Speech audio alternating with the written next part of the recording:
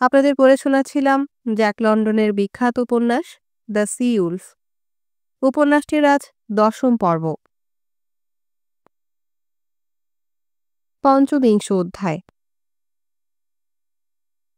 পরদিন সকালবেলা নাশতার টেবিলে বাঘা লার্সেন আমাকে লক্ষ্য করে বলল, তুমি তো ডেক থেকে এলে মিস্টার ভ্যান উইডেন, আবহাওয়ার অবস্থা কিরকম দেখলে?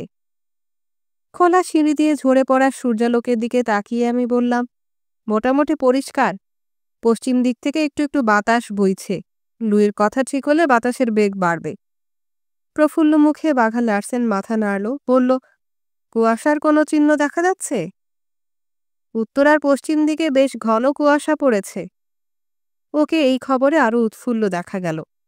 ম্যাসেডোনিয়ার কি সংবাদ? কোথাও দেখছি না। আমি শপথ করে বলতে পারি এই কথা শুনে ও যেন কেমন মুষড়ে পড়ল, কিন্তু তার কারণ আমি বুঝতে পারলাম না। অবশ্য সে কারণ আবিষ্কার করতে বেশি দেরি হলো না। একটু পরেই ডেকের ওপর থেকে চিৎকার শোনা গেল, ধোঁয়া দেখা যাচ্ছে। ওই চিৎকার শোনার সঙ্গে সঙ্গে বাঘা লার্সেনের মুখ উজ্জ্বল হয়ে উঠল। খুব ভালো বলেই সে খাবার টেবিল ছেড়ে ডেকের ওপর উঠে গেল। তারপর মোড় ঘুরে ওপাশে শিকারীদের আস্তানায় চলে গেল। সেখানে তখন ওরা নতুন নিয়ম অনুযায়ী একা একা নির্বাসনে বসে নাস্তা করছিল। মড ব্রুস্টার আর আমি খাবার প্লেট সামনে নিয়ে নীরবে পরস্পরের দিকে তাকিয়ে বসে থাকলাম। প্রায় কিছুই খেলাম না আমরা। চিন্তাকুল মুখে আমরা দুজন কাঠের দেয়াল ভেদ করে ওপাশের কেবিন থেকে অস্পষ্ট ভেসে আসা বাঘা লার্সেনের গলার স্বর শুনতে পেলাম। অনেকক্ষণ ধরে সে কি যেন বলল। তার কথা শেষ হতেই শিকারীরা আনন্দে চিৎকার করে উঠল। কি কথা হলো আমরা বুঝতে পারলাম না, কিন্তু এটা বেশ বোঝা গেল যে শিকারীরা সবাই রীতিমতো উত্তেজিত ও উল্লেসিত হয়ে উঠেছে। তারা বাঘা লার্সেনকে বাহবা দিয়ে খুশিতে হৈ হৈ করে উঠল। ডেকের ওপরে নানা শব্দ থেকে আমি বুঝতে পারলাম যে খালাসিরা সেখানে এসে জড়ো হয়েছে। সমুদ্রের বুকে শিকারের নৌকা নামাবার আয়োজন করছে।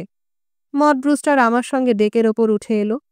ওকে একটু দূরে আমি এমন জায়গায় দাঁড় করিয়ে দিলাম যেখান থেকে সবকিছু তার চোখে পড়বে, অথচ কোনো ব্যাপারে তাকে প্রত্যক্ষ কোনো অংশ নিতে হবে না।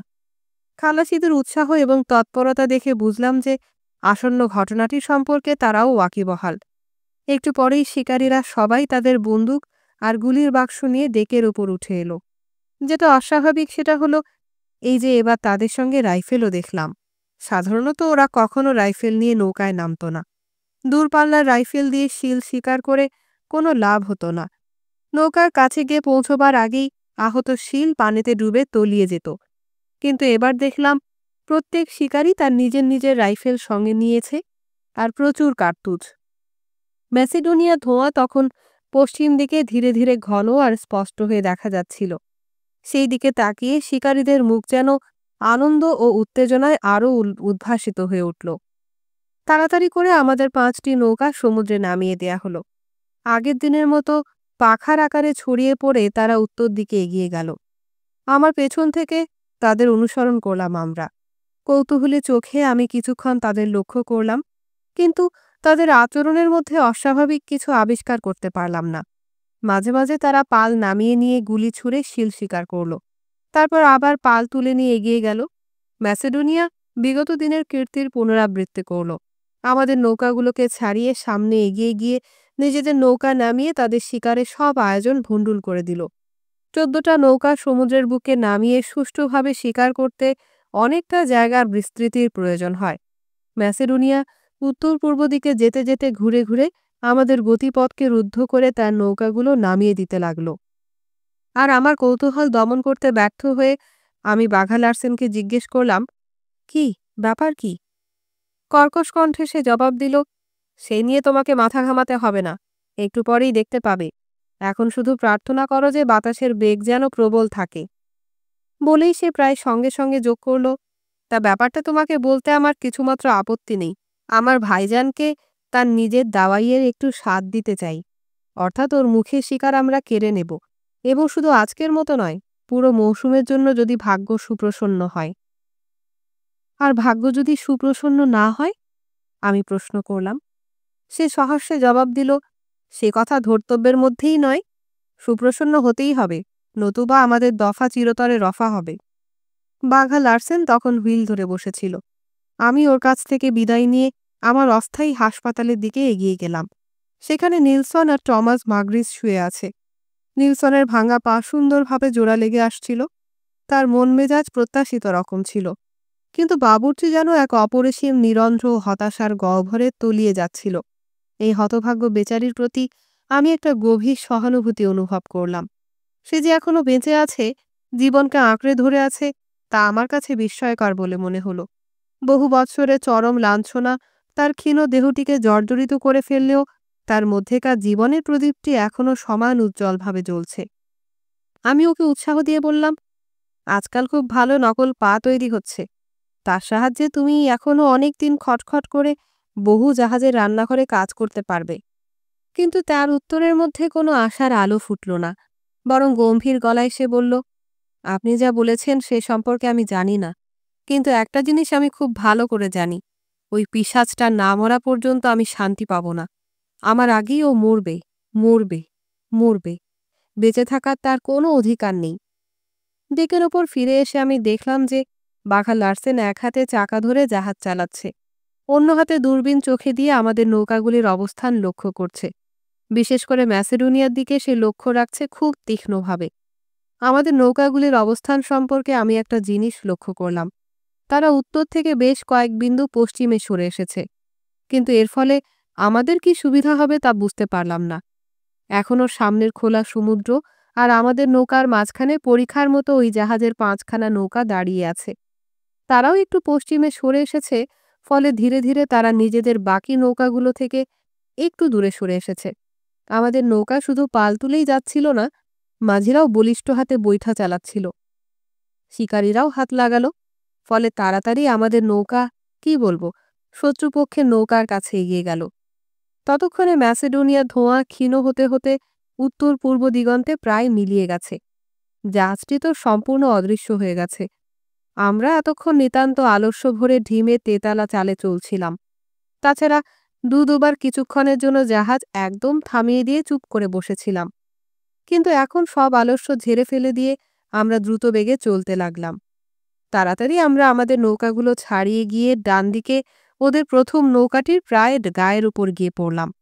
বাঘা লার্সেন হুকুম দিল, এই ছোট পালটা চট করে নামিয়ে ফেলো মিস্টার ভ্যান উইডেন, তারপর পাশের পাল দুটো পেছনে সরিয়ে দিতে হবে, তার জন্য তৈরি থেকো। আমি দৌড়ে সামনে ছুটে গিয়ে ছোট পালটা নামিয়ে গুছিয়ে বেঁধে রাখলাম। তারপর চোখ তুলে দেখলাম যে ওদের নৌকার মাত্র 100 ফিট বাঁ দিক দিয়ে আমাদের জাহাজ দ্রুত বেরিয়ে গেল। নৌকায় 3জন লোক সন্দিগ্ধ দৃষ্টিতে আমাদের দিকে তাকালো। তারা আমাদের শিকার কেড়ে নিচ্ছিল। তার উপর বাঘা লার্সেনের সুনাম যে তারা শোনেনি এমন নয়। নৌকার সামনের দিকে বসেছিল একটি বিরাট দেহী স্ক্যান্ডিনেভীয় শিকারী, হাঁটুর উপরে রাইফেল ধরা। স্বাভাবিক নিয়মে রাইফেলটি নৌকার পাশে তার নির্ধারিত তাকে থাকার কথা। ওদের নৌকা যখন আমাদের জাহাজের পশ্চাৎভাগে সমান্তরাল হলো, তখন বাঘা লার্সেন হাত নেড়ে ওদের সম্ভাষণ জানালো। তারপর চেঁচিয়ে বলে উঠল, জাহাজে উঠে এসো না, কিছু গল্পগুজব করা যাবে। সমুদ্রপথের গতানুগতিকতার একঘেয়েমি দূর করার উদ্দেশ্যে মাঝে মাঝে এরকম অন্য জাহাজে উঠে গল্পগুজব করার রীতি চালু আছে। আমাদের জাহাজ ইত্যবসরে হাওয়ার মুখে দিক পরিবর্তন করে একটু ঘুরে গেছে। আমি তাড়াতাড়ি কাছি পাল ইত্যাদি সামলে নিয়ে বাঘা লার্সেনের কাছে ফিরে এলাম। শুনলাম সে মিস ব্রুস্টারকে উদ্দেশ্য করে বলছে, আপনি আপাতত ডেকের ওপরই থাকবেন মিস ব্রুস্টার। তারপর আমার দিকে তাকিয়ে বলল, তুমিও মিস্টার ভ্যান উইডেন, বলে সে অতিথিদের অভ্যর্থনা করে আনবার জন্য এগিয়ে গেল। ওদের নৌকা ততক্ষণে পাল নামিয়ে দিয়ে আমাদের জাহাজের পাশে এসে ভিড়েছে। স্ক্যান্ডিনেভীয় শিকারিটি রেলিং টোপকে আমাদের ডেকে উঠে এলো। সমুদ্রের কোনো সম্রাটের মতো তার চেহারা, বিশাল দেহ, সারা মুখ ভর্তি সোনালি দাড়ি, কিন্তু তার বিরাট দেহের আড়ালে অস্বস্তি এবং ভয়ের চিহ্ন লক্ষ্য করলাম আমি। এত দাড়ি গোফের মধ্য দিয়েও সে মুখ মনে হলো আয়নার মতো স্বচ্ছ। শিকারী মুখ তুলে যখন দেখল যে বাঘা লার্সেন ছাড়া সেখানে দ্বিতীয় ব্যক্তি বলতে মাত্র আমি, তখন তার দুর্ভাবনা ঘুচল। এতক্ষণে তার 2জন সঙ্গীও আমাদের জাহাজে উঠে এসেছে, আর তার ভয়ের কারণ নেই। লোকটি নিজে ছিল দৈত্যের মতো, 6 ফুট 8 কিংবা 9 ইঞ্চি হবে লম্বায়। ওজনের কথা পরে জেনেছিলাম 3 মণ, কিন্তু কোথাও থলথলে মাংস বা চর্বি নেই একরত্তি, সব শুধু হাড় আর পেশি। সিঁড়ির কাছে এসে বাঘা লার্সেন ওকে তার সঙ্গে নিচে নেমে আসবার জন্য আমন্ত্রণ জানালো। ওর মুখে সঙ্গে সঙ্গে আবার আশঙ্কার চিহ্ন ফুটে উঠল, কিন্তু বাঘা লার্সেনের দিকে এক নজর তাকিয়ে সে আশ্বস্ত হলো। বাঘা লার্সেন নিতান্ত ক্ষুদ্রদেহী নয়, বেশ বড়সড়ই তাকে বলতে হবে, কিন্তু এই অসুরের কাছে তাকে নেহাত ছোটখাটো বলে মনে হলো। শিকারী নিঃসঙ্গ চিত্তে নিচে কাপ্তানের কেবিনের দিকে এগিয়ে গেল, আর ইত্যবসরে ওর সঙ্গী খালাসি দুজন প্রচলিত প্রথা অনুযায়ী আমাদের জাহাজের খালাসিদের আস্তানায় চলে গেল নিজেদের মধ্যে গল্পগুজব করার জন্য। অকস্মাৎ কেবিনের ভেতর থেকে একটা প্রচণ্ড হুঙ্কার এবং তারপরই ভীষণ মারামারির শব্দ ভেসে এলো। সিংহ আর চিতার লড়াই।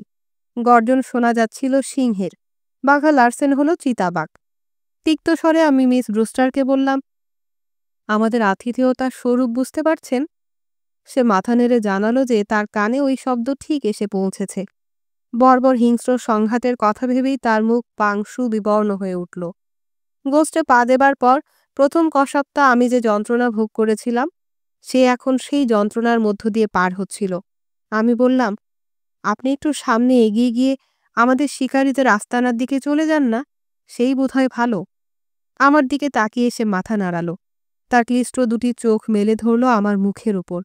সে ভয় পায়নি, কিন্তু ব্যাপারটার পাশবিক বর্বরতায় যেন মুহ্যমান হয়ে পড়েছে।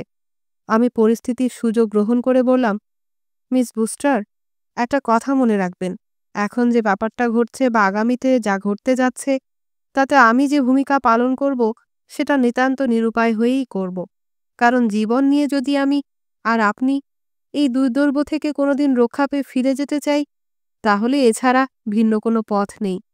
আমার জন্য এ পথ খুব মনোরম নয়, তবু মনে হলো যেন বহু দূর থেকে ভেসে আসা ম্লান দুর্বল কণ্ঠে সে বলল, আমি সব বুঝতে পারছি। তার চোখের দিকে তাকিয়ে ওর কথার সত্যতা সম্পর্কে আমার মনে কোনো সন্দেহ রইল না। অল্পক্ষণ পরেই নিচের গণ্ডগোল থেমে গেল। তারপর বাঘা লার্সেন ডেকের ওপর উঠে এলো একা।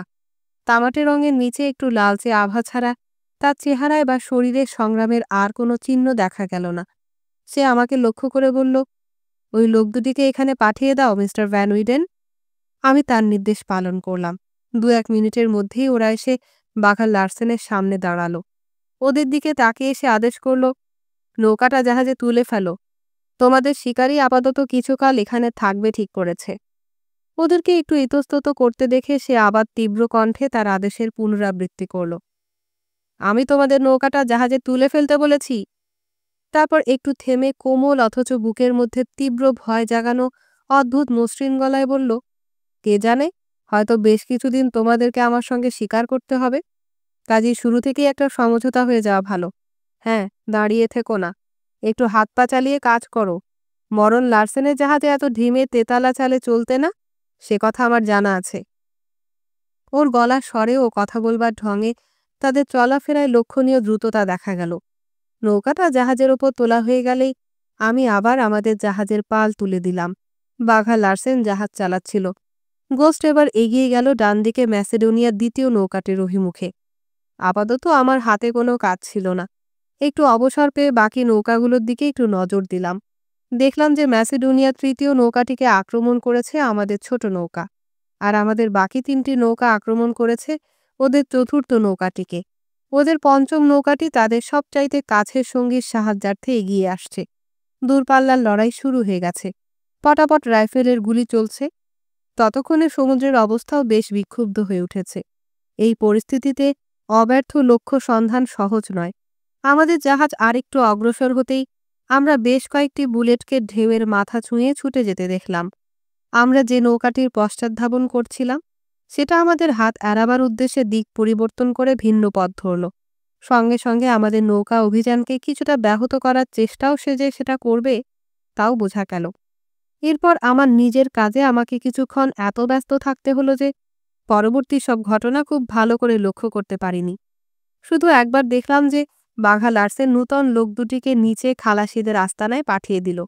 অপ্রসন্ন চিত্তে হলেও ওরা তার হুকুম তামিল করল। এরপর সে মিস ব্রুস্টারকে নিচে চলে যেতে নির্দেশ দিল এবং তার চোখে আতঙ্ক চিহ্ন ফুটে উঠতে দেখে সহর্ষে ওকে আশ্বস্ত করে বলল, কিছু চিন্তা নেই, নিচে বিভৎস কোনো কিছু আপনার চোখে পড়বে না। শুধু দেখবেন যে একটি অক্ষত দেহ লোককে বেশ ভালো করে হাত পা বেঁধে রাখা হয়েছে।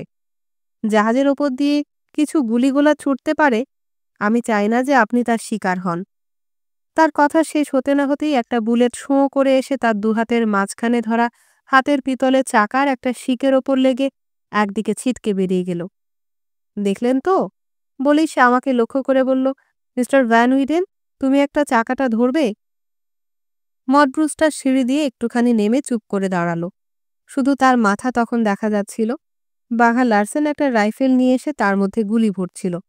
আমি মিস ব্রুস্টারকে আমার দু চোখ দিয়ে নিচে কেবিনে যাবার জন্য অনুনয় জানালাম, কিন্তু সে মৃদু হেসে বলল, আমরা দুর্বল ডাঙ্গার মানুষ হতে পারি, আমাদের হয়তো নিজেদের পা বলতে কিছু নেই, তবু আমরা যে অন্তত ক্যাপ্টেন লার্সেনের মতোই সাহসী সেটা তো সপ্রমাণ করতে পারি। বাঘা লার্সেন ওর দিকে একটা চকিত সপ্রশংস দৃষ্টিপাত করল। তারপর বলল, বিদ্যা, বুদ্ধি এবং সাহস, চমৎকার। একজন জলদস্যু শুনে তার জীবনসঙ্গিনী হবার সব রকম যোগ্যতা আছে আপনার। ওর কথা শেষ হতে না হতেই আরেকটি বুলেট এসে লাগলো জাহাজের গায়ে। সে ওর দিকে তাকিয়ে হাসতে হাসতে বলল, আচ্ছা, এ আলোচনা পরে হবে। কথাগুলো বলার সময় আমি তার চোখে আবার সেই সোনালি দ্যুতি জ্বলে উঠতে দেখলাম। সঙ্গে সঙ্গে মিস ব্রুস্টারের চোখে যে আতঙ্ক ঘনিয়ে আসলো তাও আমার দৃষ্টি এড়াল না। আমি তাড়াতাড়ি বলে উঠলাম, আমরা তার চাইতে বেশি সাহসী। অন্তত আমি যে ক্যাপ্টেন লার্সেনের চাইতে বেশি সাহসী সে কথা আমি নিজে জানি। এবার বাঘা লার্সেনের চকিত দৃষ্টি পড়ল আমার মুখের ওপর। আমি তাকে ঠাট্টা করছি কিনা বুঝতে পারল না। এই সময় হঠাৎ একটা প্রবল বাতাসের ঝাপটায় জাহাজের মুখ ঈষৎ ঘুরে গেল। আমি তাড়াতাড়ি চাকা ঘুরিয়ে জাহাজের ভারসাম্য ফিরিয়ে আনলাম। বাঘা লার্সেনকে তখনও আমার উক্তির ব্যাখ্যার জন্য প্রতীক্ষারত দেখে আমি আমার হাঁটুর দিকে তার দৃষ্টি আকর্ষণ করে বললাম, লক্ষ্য করলে দেখবেন যে আমার পা কাঁপছে। তার কারণ এই যে আমি ভয় পেয়েছি, আমার দেহ ভয় পেয়েছে। আমি মনে মনেও ভয় পেয়েছি, এই জন্য যে আমি মরতে চাই না, কিন্তু আমার আত্মা আমার পৌরুষ দেহের এই কম্পন এবং মনের এই শঙ্কা উভয়কেই জয় করেছে। আমি যে শুধু নির্ভীক তাই নয়, আমি পরম সাহসী। আপনার দেহ ভীত নয়, আপনি ভয় পাননি। বিপদের মুখোমুখি দাঁড়াতে গিয়ে আপনাকে কোনো বেগ পেতে হচ্ছে না, বরঞ্চ এর মধ্যে আপনি এক ধরনের আনন্দ পাচ্ছেন। আপনি সব উপভোগ করেন। আপনি নির্ভীক হতে পারেন মিস্টার লার্সেন, কিন্তু আপনাকে স্বীকার করতে হবে যে আমার সাহস বেশি। সঙ্গে সঙ্গে সে বলল, তোমার কথা ঠিক, আমি ব্যাপারটা এভাবে কোনোদিন ভেবে দেখিনি, কিন্তু তাই বলে এর বিপরীতটাই কি সত্য? তুমি আমার চাইতে সাহসী, তার মানে কি এই যে আমি তোমার চাইতে কাপুরুষ? কথাটা এমন অদ্ভুত ও অস্বাভাবিক যে আমরা দুজনেই সশব্দে হেসে উঠলাম। বাঘা লার্সেন হাঁটু গেড়ে ডেকের ওপর বসে রেলিংয়ের ওপর তার রাইফেল স্থাপন করল। ইতিপূর্বে যে যে বুলেট জাহাজের গায়ে এসে লেগেছিল তা প্রায় 1 মাইল দূরে থেকে ছুটে এসেছিল। আমরা ততক্ষণে সে দূরত্ব অর্ধেকের বেশি হ্রাস করে ফেলেছি। এবার লক্ষ্য স্থির করে বাঘা লার্সেন মনোযোগ দিয়ে পরপর 3টি গুলি ছুড়ল। প্রথম গুলি নৌকাটির প্রায় 50 ফুট ডান দিক দিয়ে চলে গেল। দ্বিতীয় গুলি নৌকার পাশ ঘেঁষে চলে গেল। আর তৃতীয় গুলির পর নৌকার দাঁড়ির হাত থেকে তার বৈঠা ছিটকে পড়ে গেল। নৌকার পাটাতনে সে লুটিয়ে পড়ল। উঠে দাঁড়িয়ে বাঘা লার্সেন বলল, আশা করি ওরা আর গোলমাল করবে না। শিকারীকে ঘায়েল করতে ভরসা পাইনি আমি। আর অন্য যে মাঝি আছে সে খুব সম্ভব নৌকা চালাতে জানে না। এই অবস্থায় শিকারী একসঙ্গে রাইফেল আর নৌকা চালানো 2 কাজ করতে পারবে না। তার কথা নির্ভুল প্রতিপন্ন হলো। চালকের হাত থেকে হাল খসে যাওয়ায় নৌকা গোত্তা মেরে বাতাসের মুখে ঘুরে গিয়ে টলায়মান হলো। সঙ্গে সঙ্গে শিকারীটি লাফ দিয়ে উঠে চালকের স্থান নিল। আর কেউ গুলি ছুড়ল না তারপর। অবশ্য অন্যান্য নৌকা থেকে গুলি চলতে লাগলো অব্যাহতভাবে। ওই নৌকার শিকারী তার নৌকা সামলে নিয়ে বাতাসের অনুকূলে নৌকা ছুটিয়ে দিল। কিন্তু আমরা দ্রুত বেগে তার দিকে এগিয়ে গেলাম। দেখতে দেখতে আমাদের দূরত্ব কমে গেল। 100 গজ দূরে থাকতে আমি লক্ষ্য করলাম যে ওদের মাঝি শিকারির দিকে একটা রাইফেল ঠেলে দিল। বাঘা লার্সেন একটা হুক থেকে খুলে কাছে নিল এক হাতে। তারপর রেলিংয়ের ওপর দিয়ে ঝুঁকে নিজের রাইফেল তাক করে দাঁড়িয়ে রইল। আমি দেখলাম দুবার শিকারি হলের বৈঠা ছেড়ে দিয়ে রাইফেলের দিকে হাত বাড়ালো। দুবারই শেষ পর্যন্ত ইতস্তত করে থেমে গেল। আমরা ততক্ষণে নৌকাটির পাশাপাশি এসে তাকে ছাড়িয়ে যাবার উপক্রম করেছি। হঠাৎ বাঘা লার্সেন নৌকার অক্ষত মাঝিটির দিকে তাকিয়ে চেঁচিয়ে উঠল, এই যে, দড়িটা ধরে নৌকার মুখ সোজা করো। বলতে বলতে সে ওর দিকে কাছে ছুঁড়ে দিল। সোজা তার গায়ে গিয়ে লাগলো কাছের পেঁচানো ভারী গুচ্ছ। কিন্তু সে বাঘা লার্সেনের হুকুম পালন না করে নিজেদের শিকারীর মুখের দিকে তাকালো নির্দেশের প্রতীক্ষায়। কিন্তু শিকারীও হতবুদ্ধি হয়ে গিয়েছিল, কি করবে বুঝতে পারছিল না। ও রাইফেল পায়ের কাছে পড়েছিল, কিন্তু হাতের বৈঠা ছেড়ে দিয়ে রাইফেল তুলতে গেলে নৌকা বেসামাল হয়ে জাহাজের গায়ে গিয়ে প্রচণ্ড বেগে ধাক্কা খেতে পারে। তাছাড়া বাঘা লার্সেনের হাতের রাইফেল তার নজর এড়ায়নি। সে বুঝেছিল যে নিজের রাইফেল পায়ের কাছে থেকে হাতে তুলে নিয়ে গুলি ছুড়বার আগেই ওর গুলি এসে তার বুকে বিঁধবে। সে শান্ত কণ্ঠে মাঝিকে বলল, দড়ি ধরে সামনের কাঠের সঙ্গে শক্ত করে বাঁধো। মাঝি আদেশ পালন করল। জাহাজ আর নৌকার মাঝখানের দড়ি শক্ত টান টান হলো। নৌকা সোজা হয়ে গোস্ট থেকে 20 ফুট দূরে তার সমান্তরাল হয়ে চলতে লাগল। এবার বাঘা লার্সেন হুকুম করল, এখন পাল নামিয়ে আস্তে আস্তে জাহাজের পাশে এসে নৌকা ভিড়াও। এক মুহূর্তের জন্যও বাঘা লার্সেন হাত থেকে রাইফেল নামায়নি। নৌকা কাছে এলো, কাছি দিয়ে শক্ত করে তাকে জাহাজের সাথে বাঁধা হলো। তারপর ওরা জাহাজে উঠে আসার উদ্যোগ করল। শেষ মুহূর্তে শিকারী তার রাইফেলের দিকে হাত বাড়ালো, যেন সেটাকে ঠিক জায়গায় তুলে রাখবে। সঙ্গে সঙ্গে বাঘা লার্সেন গর্জন করে উঠল, না, ধরো না বলছি। তৎক্ষণাৎ সে হাত গুটিয়ে নিল। ওরা জাহাজে উঠে আসার পর নৌকাটি জাহাজে তোলা হলো। তারপর বাঘা লার্সেনের নির্দেশে আহত মাঝিটাকে তারা সামনে খালাসিদের আস্তানায় নিয়ে গেল। বাঘা লার্সেন আমার দিকে তাকিয়ে বলল, তুমি আর আমি দুজনে যা করলাম, আমাদের 5টা নৌকাও যদি এরকম করতে পারে, তাহলে আর আমাদের খালাসিদের কোনো ঘাটতি থাকবে না। মড ব্রুস্টার স্খলিত কণ্ঠে বলল, যাকে গুলি করেছেন তার অবস্থা আশা করি গুরুতর কিছু নয়, কাঁধের কাছে গুলি লেগেছে। মিস্টার ভ্যান উইডেন এখনই ওর দেখাশোনা করবে এবং তার চিকিৎসায় 3-4 সপ্তাহের মধ্যেই ও আগের মতো তাজা তাগড়া হয়ে উঠবে।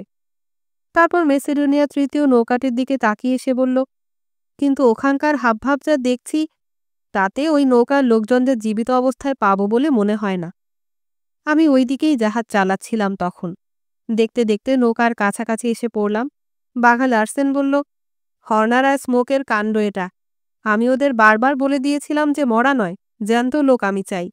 কিন্তু একবার গুলি ছুটতে শিখলে পর লক্ষ্যভেদের ইচ্ছা যে কত তীব্র হয়ে ওঠে সে কথা বলা যায় না। সে অভিজ্ঞতা তোমার কখনো হয়েছে মিস্টার ভ্যান উইডেন? আমি মাথা নেড়ে জানালাম যে না, হয়নি। ওই নৌকাটার দিকে তাকিয়ে দেখলাম যে সত্যি রক্তাক্ত কাণ্ড ঘটেছে। স্মোক আর হর্না ততক্ষণে ওই নৌকাকে ছেড়ে আমাদের অন্য 3টি নৌকার সঙ্গে সঙ্গে দিয়ে শত্রুপক্ষের বাকি 2টো নৌকোকে আক্রমণ করেছে। পরিত্যক্ত নৌকাটি সমুদ্রের ঢেউয়ের দোলায় মাতালের মতো টলমল করে দুলছে। পাল বাঁকা হয়ে হেলে পড়েছে, বাতাসে লতপত করছে। শিকারী এবং একজন মাঝি নৌকার ভেতর তালগোল পাকিয়ে অদ্ভুত ভঙ্গিতে পড়ে আছে, আর হালের মাঝি নৌকার উঁচু প্রান্তদেশ হয়ে হুমড়ি খেয়ে উপুর হয়ে পড়ে আছে। তার শরীরের অর্ধেক দুপাশে ঝুলে পড়েছে, মাথাটা লটর পটর করে নড়ছে। সামনে ঝুলে পড়া হাত দুখানা সমুদ্রের পানিতে অর্থহীন দাগ কেটে চলেছে। আমি অনুরোধ করলাম, মিস ব্রুস্টার, ওদিকে তাকাবেন না দয়া করে, আমার কথা শুনুন। সে আমার কথা রাখল। ও দৃশ্য তাকে দেখতে হলো না। বাঘা লার্সেন আমাকে বলল, সোজা ওই নৌকাগুলোর দিকে জাহাজ চালাও মিস্টার ভ্যান উইডেন। আমরা আরেকটু কাছে যেতেই দেখলাম যে ততক্ষণে গুলি বিনিময় বন্ধ হয়েছে। যুদ্ধ সমাপ্ত। আমাদের 5টি নৌকা ওদের বাকি 2টি নৌকাকে কাবু করে ফেলেছে। 7টি নৌকাই এখন আমাদের জন্য অপেক্ষা করছে। হঠাৎ উত্তর পূর্ব দিকে আমার চোখ পড়ল। ধোঁয়ার একটি বিন্দু দেখা গেল সেদিকে। ম্যাসিডোনিয়ার পুনরাবির্ভাব হচ্ছে ওই কোনায়। আমি নিজের অজান্তেই চেঁচিয়ে উঠলাম, ওইদিকে দেখুন ক্যাপ্টেন। বাঘা লার্সেন ধীর গলায় বলল, আমি আগেই দেখেছি। আমাদের সামনের ভারী কুয়াশার দেয়াল আর কত দূরে মনে মনে সে তার হিসাব করল। বাতাসের গতিবেগ কীরকম তাও একবার ভালো করে দেখে নিল। তারপর বলল, ঠিক আছে, আমার মনে হয় পারব। তবে ভাইজান যে আমাদের কীর্তিকলাপ আঁচ করতে পেরেছেন তাতে আর কোনো সন্দেহ নেই। আহা, ওই দেখো না। হঠাৎ ধোয়ার কুণ্ডুলি যেন বড় আর সাংঘাতিক কালো হয়ে উঠল। সশব্দে হেসে উঠে বাঘা লার্সেন বলল, কিন্তু তবুও আমাদের নাগাল পাবে না ভাইজান। শুধু গোয়ার্তুমি করে নিজের জাহাজের ইঞ্জিনটা দফারফা করবে। নৌকাগুলোর কাছে এসে আমরা জাহাজ থামালাম। সঙ্গে সঙ্গে একটা প্রচণ্ড তাড়াহুড়া আর হইচই পড়ে গেল। তবে সব বিশৃঙ্খলার মধ্যেও যেন একটা শৃঙ্খলা ছিল। চারদিক থেকে নৌকাগুলো এসে জাহাজের গায়ে ভিড়ল। বন্দিরা রেলিং টপকে আমাদের জাহাজের ডেকে নামতেই আমাদের শিকারীরা তাদেরকে সামনের দিকে খালাসিদের আস্তানায় ঝেঁটিয়ে নিয়ে গেল। তারপর খালাসিরা ঝটপট করে সব নৌকাগুলো কোনো রকমে জাহাজে তুলে ডেকের ওপর ফেলে রাখল। এই মুহূর্তে ভালো করে বাঁধা ছাতার জন্য সময় নষ্ট করল না। তারপর দেখতে দেখতে সব পাল উড়িয়ে দিয়ে আবার আমরা চলতে শুরু করলাম। এই তাড়াহুড়ার প্রয়োজন ছিল। বিরাট বিরাট কালো ধোঁয়ার ঢেকুর তুলতে তুলতে ম্যাসেডোনিয়া উত্তর পূর্ব কোণ থেকে ছুটে আসছিল দ্রুত বেগে। নিজেদের বাকি নৌকা কটিকে সম্পূর্ণ অবহেলা করে সে তখন আমাদের গতিপথ অনুমান করে সেই হিসেবে এগিয়ে আসছে। সোজা আমাদের দিকে লক্ষ্য করে সে আসছে না, একটু এগিয়ে গিয়ে তার গতিপথ বেছে নিয়েছে সামনে দিয়ে। আমাদের দুটি জাহাজের গতিপথ যেন সামনের কুয়াশার দেয়ালের গায়ে কোনো নির্দিষ্ট বিন্দুর অভিমুখে একটি কোণ সৃষ্টি করার জন্য ছুটে চলেছে। যদি পারে তবে ম্যাসেডোনিয়া ওখানেই আমাদের ধরবে, নতুবা নয়। গোস্টের একমাত্র আশা তার আগেই সে ওই কুয়াশার দেয়ালের আড়ালে আত্মগোপন করতে সমর্থ হবে। বাঘা লার্সেন নিজে জাহাজ চালাচ্ছে, তার চোখ দুটি যেন জ্বলছে। তীক্ষ্ণ দৃষ্টিতে তার চোখ সবকিছু পুঙ্খানুপুঙ্খরূপে লক্ষ্য করছে। একবার সমুদ্রের দিকে বাতাসের মুখে তাকিয়ে সে দেখছে বাতাস পড়ে এলো কিনা, কিংবা তার বেগ হঠাৎ বেড়ে উঠল কিনা। আরেকবার ম্যাসেডোনিয়ার দিকে চোখ তুলে দেখছে সে এখন কোথায়, কত দূরে। আবার নিজের জাহাজের পালের অবস্থা লক্ষ্য করছে, কোন পাল ঢিলা, কোন পাল শক্ত বা টান টান করে দিতে বলছে। গোষ্ঠের সমস্ত সম্ভাব্য শক্তির পরিপূর্ণ সদ্ব্যবহার করছে সে। সমস্ত ঝগড়া, বিবাদ, ঈর্ষা, অভিযোগ যেন বাতাসের মতো কোথায় উধাও হয়ে গেছে। যেসব খালাসিরা দীর্ঘদিন ধরে তার নিষ্ঠুর ব্যবহারে অতিষ্ঠ হয়ে উঠেছিল, তারা এই মুহূর্তে ওর মুখের কথা বাতাসে পড়তে না পড়তে সোৎসাহে হুকুম তামিল করছে। আশ্চর্য! এই মুহূর্তে আমাদের জাহাজ যখন নাচের তালে লাফিয়ে লাফিয়ে সমুদ্রের বুক চিরে দ্রুত বেগে ছুটে চলেছে, আমার তখন হঠাৎ জনসনের কথা মনে পড়ল। গোস্টকে, তার সাবলীল নৈপুণ্যকে সে বড় ভালোবাসত। আজ সে তার বুকে উপস্থিত নেই, বেঁচে নেই। বাঘা লার্সেন আমাদের শিকারীদের লক্ষ্য করে বলল, তোমরা বরং নিজেদের রাইফেল ঠিক করে নাও হে। সঙ্গে সঙ্গে 5 জন শিকারী রাইফেল হাতে জাহাজের রেলিংয়ের ধারে সারি বেঁধে দাঁড়াল। তারা নির্দেশের জন্য অপেক্ষা করে রইল। ম্যাসেডোনিয়া তখন মাত্র মাইলখানেক দূরে। তার চোখ দিয়ে অজস্র কালো ধোঁয়া বেরুচ্ছে। আমাদের প্রায় দ্বিগুণ বেগে সে ছুটে আসছে, কিন্তু আমরা এতক্ষণে কুয়াশার ঘন দেয়ালের কাছাকাছি এসে গেছি। ম্যাসেডোনিয়ার ডেক থেকে হঠাৎ একরাশ কালো ধোঁয়া গর্জে উঠল। আমরা একটা প্রচণ্ড শব্দ শুনলাম, আর তারপরেই লক্ষ্য করলাম যে আমাদের বড় পালের মাঝখানে একটা গোল ছিদ্র হয়ে গেছে। এতদিন গুজব শোনা গিয়েছিল যে ম্যাসেডোনিয়াতে ছোট কামান আছে। এবার প্রত্যক্ষ করা গেল যে কামান থেকে ওরা আমাদের লক্ষ্য করে গোলা ছুটছে। আমাদের লোকজনেরা হৈ হৈ করে তাচ্ছিল্য ভরে চিৎকার করে উঠল। আবার কামান গর্জন হলো। এবার গোলা এসে লাগলো সমুদ্রের পানিতে, আমাদের জাহাজের মাত্র ফুট 20 দূরে। কিন্তু রাইফেলের গুলি আমাদের লক্ষ্য করে ছোড়া হলো না। তার কারণ অবশ্য এই যে ওদের সব শিকারীরা তখন হয় তাদের বাকি নৌকাগুলোতে, নয়তো আমাদের জাহাজে বন্দী। 2 জাহাজের মধ্যে দূরত্ব ততক্ষণে কমতে কমতে প্রায় 1/2 মাইলে এসে দাঁড়িয়েছে। ঠিক এই অবস্থায় তৃতীয়বারের মতো ওদের কামান গর্জে উঠল, আর আমাদের পালে আবার আরেকবার ফুটো দেখা দিল। কিন্তু তার পরের মুহূর্তেই আমরা ঘন কুয়াশার মধ্যে ঢুকে গেলাম। ভারী পর্দার মতো সেই কুয়াশা আমাদের ঘিরে ধরল, সবার চোখের আড়ালে লুকিয়ে ফেলল। চোখের পলকে পরিবেশ এমন আমূল বদলে গেল যে আমি বিস্ময়ে বিমূঢ় হয়ে গেলাম। এক মুহূর্ত আগে ঝকঝকে সূর্যালোকের মধ্য দিয়ে আমরা সমুদ্রের পানি কেটে কেটে দ্রুত বেগে ছুটছিলাম। সারা আকাশ আর দিগন্ত পরিষ্কার, স্বচ্ছ। অনতি দূরে আরেকটি জাহাজ পাগলের মতো আমাদের দিকে ছুটে আসছিল, ধোঁয়া আর গোলা উদ্গীরণ করতে করতে। তারপর এক মুহূর্তের মধ্যেই সব যেন ওলটপালট হয়ে গেল। আকাশ হারিয়ে গেল চোখের সামনে থেকে। এমনকি আমাদের জাহাজের মাস্তুলের মাথা পর্যন্ত আর আমাদের নজরে পড়ল না। দিগন্তের দিকে চোখ তুলতেই সব মনে হলো ঝাপসা, অস্পষ্ট, যেন অশ্রুসিক্ত চোখে কিছু দেখছি। বৃষ্টির মতো কুয়াশার স্তর আমাদের পাশ দিয়ে ছুটে যেতে লাগলো, আমাদের গায়ের পশমের কাপড়ের সর্বত্র। এমনকি আমাদের মুখে আর মাথার চুল পর্যন্ত স্ফটিকের মতো পানির বিন্দু জমাট বেঁধে যেতে লাগলো। পালগুলো ভিজে সপসপ করতে লাগলো। টিপটিপ করে সেখান থেকে পানি ঝরে পড়তে লাগলো। একটা দুঃসহ শ্বাসরুদ্ধকর অনুভূতি আমাকে গ্রাস করল। জাহাজের আপন গতিবেগের শব্দ ঘন কুয়াশার দেয়ালে প্রতিধ্বনিত হয়ে আমাদের কাছেই আবার ফিরে আসছিল। আমার মনে হলো নিজের চিন্তাভাবনাও বুঝি অনুরূপভাবে কোথাও মাথা ঠুকে আবার নিজের বুকেই ফিরে আসছে। চারদিক থেকে ঘিরে রাখা এই ঘন ভেজা কুয়াশার পর্দার আড়ালে অন্য কোনো পৃথিবীর কথা ভাবতে মন যেন আর রাজি নয়। আমাদের বর্তমান জগতই যেন সমগ্র বিশ্ব। হাত বাড়ালেই তার সীমারেখা হাতে ঠেকবে। ইচ্ছে করলে দুহাত ঠেলে সে সীমানা প্রসারিত করে দেই। এই আশ্চর্য ধূসর দেয়ালের ওপাশে আর কিছু থাকা সম্ভব নয়। বাকিটুকু শুধু স্বপ্ন, স্বপ্নের স্মৃতি মাত্র। সবকিছু আমার কাছে মনে হলো অদ্ভুত, অবাস্তব। মড ব্রুস্টারের দিকে তাকিয়ে বুঝলাম যে তার মনের ওপরও এই পরিবেশ অনুরূপ প্রভাব বিস্তার করেছে। কিন্তু বাঘা লারসেনের মুখে এই ধরনের আত্মকেন্দ্রিক সূক্ষ্ম বস্তুনিরপেক্ষ অনুভূতির কিছুমাত্র চিহ্ন দেখলাম না। তার সমস্ত অস্তিত্ব বর্তমান তার নিতান্ত নৈর্ব্যক্তিক প্রশ্ন নিয়ে উদগ্র একাগ্রতায় তন্ময়। তখনও সে জাহাজ চালাবার চাকা ধরে আছে নিজের হাতে। মনে হলো সে যেন ঢেউয়ের মাথায় দুলে দুলে গোষ্ঠের অগ্রগতির সঙ্গে তাল মিলিয়ে অনন্তকালের প্রতিটি অণু পল মুহূর্তের হিসাব কষছে। নিচু গলায় আমার দিকে তাকিয়ে সে বলল, আস্তে আস্তে সামনে যাও, তারপর পালের অবস্থানগুলি বদলে দাও। আমরা জাহাজ ঘুরিয়ে ডান দিক দিয়ে বেরিয়ে উল্টো মুখে যাব। একটু থেমে আবার নিচু গলায় বলল, খালাসিদের ডেকে নিয়ে যাও, কিন্তু সাবধান, কোনো শব্দ যেন না হয়। ওর কথা মতো কাজ করলাম। প্রায় নিঃশব্দে জাহাজ ঘুরল। শুধু নতুন দিকের বাতাস পেয়ে পালগুলো ফুলে উঠবার সময় মৃদু শব্দ হলো। সেই শব্দ কুয়াশার দেয়ালে বাধা পেয়ে কেমন অপার্থিব শোনাল। পালে বাতাস লাগতেই জাহাজ হু হু করে ছুটল, আর অকস্মাৎ আবার আমরা কুয়াশার মধ্য থেকে বেরিয়ে এলাম। সামনে আদিগন্ত শুধু তরঙ্গ বিক্ষুব্ধ সমুদ্রের বিস্তার। কিন্তু ক্রুব্ধ ম্যাসিডোনিয়ার কোনো চিহ্ন কোথাও নেই।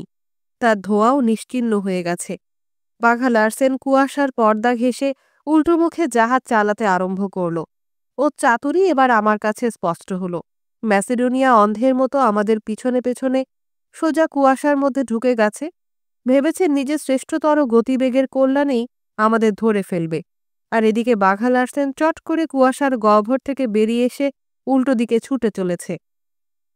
একটু পরেই সে সম্পূর্ণ অপ্রত্যাশিত স্থানে গিয়ে বাঁ দিক দিয়ে আবার কুয়াশার পর্দার মধ্যে প্রবেশ করবে। তখন তার ভাইয়ের সকল প্রচেষ্টা খড়ের গাদায় সুই খোঁজার প্রবাদ বাক্যে পর্যবসিত হবে। বাঘা লারসেন খুব বেশিক্ষণ এভাবে জাহাজ চালালো না। একটু পরেই আবার পালের অবস্থান পরিবর্তন করে আমরা কুয়াশার ভারী পর্দার মধ্যে ঢুকে পড়লাম। ঠিক সেই মুহূর্তে আমার মনে হলো সামান্য দূরে একটা জাহাজের ছায়া যেন কুয়াশার চাদর ঠেলে বেরিয়ে এলো। আমি তাড়াতাড়ি বাঘা লারসেনের চোখের দিকে তাকালাম। সে মাথা নাড়ল। হ্যাঁ, সেও দেখেছে। কিন্তু ততক্ষণে আমরা আবার কুয়াশার মধ্যে আত্মগোপন করেছি। ম্যাসিডোনিয়া আমাদের চালাকি ধরে ফেলেছিল, কিন্তু অনুমানে একটা ভুল হওয়ার কোনো ফল হলো না। বাঘা লারসেন বলল, ওতে কোনো লাভ হবে না। অনির্দিষ্ট কাল ধরে আমাদের এইভাবে সে খুঁজে বেড়াতে পারবে না। নিজেদের বাকি নৌকাগুলোর খোঁজে ওদের যেতেই হবে। মিস্টার ভ্যান উইডেন, তুমি জাহাজ চালাবার জন্য কাউকে পাঠিয়ে দাও। দেখো যেন আপাতত বর্তমান গতিপথেই অপরিবর্তিত থাকে, আর আগামী কয়েক ঘন্টার পাহারাও ঠিক করে ফেলো। আজ রাতে কোনো রকম গড়িমসি করব না আমরা। তারপর একটু থেমে যোগ করল, মাত্র 5 মিনিটের জন্য যদি ম্যাসিডোনিয়ার কোথাও লুকিয়ে থেকে এই মুহূর্তে আমরা ভাইজানের গালিগালাজ আর সাপসাপান্তের নমুনা শুনতে পেতাম, তাহলে তার জন্য আমি $500 পর্যন্ত দিতে পারতাম। আরেকজন এসে জাহাজের চাকা ধরল পর সে আমাকে লক্ষ্য করে বলল, এবার মিস্টার ভ্যান উইডেন, নবাগতদের একটু খাতির যত্ন করা উচিত। শিকারীদের মধ্যে প্রচুর মদ বিলিয়ে দাও। কয়েক বোতল যেন সামনে খালাসিদের এলাকায় পৌঁছে যায়, সেদিকেও নজর রেখো। আমি বাজি রেখে বলতে পারি যে আগামীকাল থেকে ওরা প্রত্যেকে মরণ লারসেনের জন্য যেরকম খুশি মনে শিল শিকারে প্রবৃত্ত হয়েছিল, আমার জন্য ঠিক সেই রকম খুশি মনে সেই কাজ করবে। আমি বললাম, কিন্তু তারাও কি ওয়েনরাইটের মতো পালিয়ে যাবে না? চাতুরি ভরা হাসি এসে সে বলল, আমাদের শিকারীরা বোধহয় সে সম্ভাবনাকে বাস্তবে পরিণত হতে দেবে না। আমি ওদের বলে দিয়েছি যে এই নতুন শিকারীরা যত শিলমাছ শিকার করবে তার প্রতি চামড়া পিছু $1 করে আমি আমাদের নিজেদের শিকারীদের মধ্যে বন্টন করে দেব। আজ যে ওদের এত উৎসাহ আর তৎপরতা দেখলে অন্তত তার অর্ধেকের মূল্য হচ্ছে এই প্রতিশ্রুতি। না না, এবার আর কেউ পালাতে পারবে না। কিন্তু তুমি বরং এখন তোমার হাসপাতালে ডিউটিতে যাও। আজ খুব সম্ভব ওয়ার্ড ভর্তি রোগী তোমার জন্য অপেক্ষা করছে। 16 অধ্যায়। হুইস্কি বিতরণের কাজ শেষ পর্যন্ত বাঘা লার্সেন নিজের হাতে তুলে নিয়েছিল। আমি তখন আহতদের পরিচর্যায় ব্যস্ত। হুইস্কি পানের দৃশ্য আমি আগেও দেখেছি, কিন্তু তা হলো ক্লাবে সোডা সহযোগে গ্লাসে চুমুক দিয়ে দিয়ে। এখানে ওরা হুইস্কি পান করলো মস্ত বড় বড় পাত্র থেকে, বিরাটাকার মগ থেকে, সরাসরি বোতল থেকে। নির্জলা, সমুদ্র শুষে ফেলার মতো আকণ্ঠ এক এক চুমুক, এক একটা চুমুক যেন অমিতাচারের চূড়ান্ত নিদর্শন। এবং এক বা দুই চুমুক দিয়ে কেউ ক্ষান্ত হলো না। অবিরাম অবিশ্রাম তারা পান করে যেতে লাগলো। বোতলের সরবরাহ চলতে লাগলো অব্যাহতভাবে।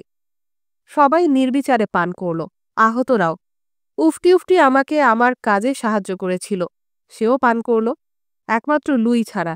সে শুধু একটু ঠোঁট ভিজিয়েছিল। অবশ্য তাই বলে আর সবার সঙ্গে একতালে উন্মত্ত উল্লাসের স্রোতে গা ঢেলে দিতে সে দ্বিধা করেনি।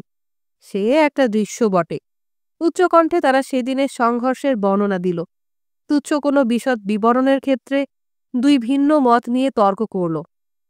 হঠাৎ আবার পরম স্নেহপ্রবণ হয়ে উঠল। ভূতপূর্ব শত্রু আর প্রতিদ্বন্দ্বীদের সঙ্গে অন্তরঙ্গ মৈত্রীসূত্রে আবদ্ধ হল। বন্দী এবং রক্ষী পরস্পরের গলা জড়িয়ে ধরে হিক্কা তুলল। পরস্পরের প্রতি প্রেম আর শ্রদ্ধার অভিব্যক্তিতে মুখর হয়ে উঠল।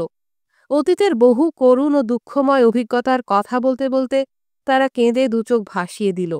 বাঘা লার্সেনের নির্দয় শাসনে ভবিষ্যতের ও করুণ অবস্থার কথা ভেবেও তারা অশ্রু বিসর্জন করল। সবাই তাকে গালিগালাজ আর শাপশাপান্ত করল। তার হৃদয়হীনতার নানা লোমহর্ষক কাহিনীর বর্ণনা দিল। সে এক অদ্ভুত ভয়াবহ দৃশ্য। ছোট্ট সরু ঠাসা জায়গা, দেয়ালগুলো যেন লাফাচ্ছে, কেঁপে কেঁপে উঠছে। আলো আধারের মধ্যে টলমল করা ছায়া একবার লম্বা আরেকবার বেটে হয়ে অদ্ভুত দেখাচ্ছে। ঘরের বাতাস চুরুটে ধোঁয়া, মানুষের গায়ের ঘাম আর আয়োডোফর্মের গন্ধে ভারী হয়ে উঠেছে। মানুষগুলোর, বলা উচিত আধা মানুষগুলোর মুখ আরক্ত। আমি উফটি উফটিকে দেখলাম হাতে ব্যান্ডেজের একটা প্রান্ত ধরে কোমল প্রদীপ্ত হরিণের মতো জলজলে দু চোখ তুলে সমস্ত দৃশ্যটি তাকিয়ে তাকিয়ে দেখছে। কিন্তু আমি জানি যে তার রমণীর মতো পেলব সুশ্রী বহিরঙ্গের আড়ালে একটা বন্য হিংস্রতা লুকিয়ে আছে। হ্যারিসনের বালকের মতো মুখও আমার নজরে পড়ল। একসময় এ মুখ ছিল সুন্দর ও শুভ, এখন তা ঘৃণায় বিকৃত পৈশাচিক আকার ধারণ করেছে। সবার কাছে সে এই নারকীয় জাহাজের গুণগান করছে, আর বাঘা লার্সেনের ওপর দুনিয়ার যাবতীয় অভিসম্পাদ বর্ষণ করে চলেছে।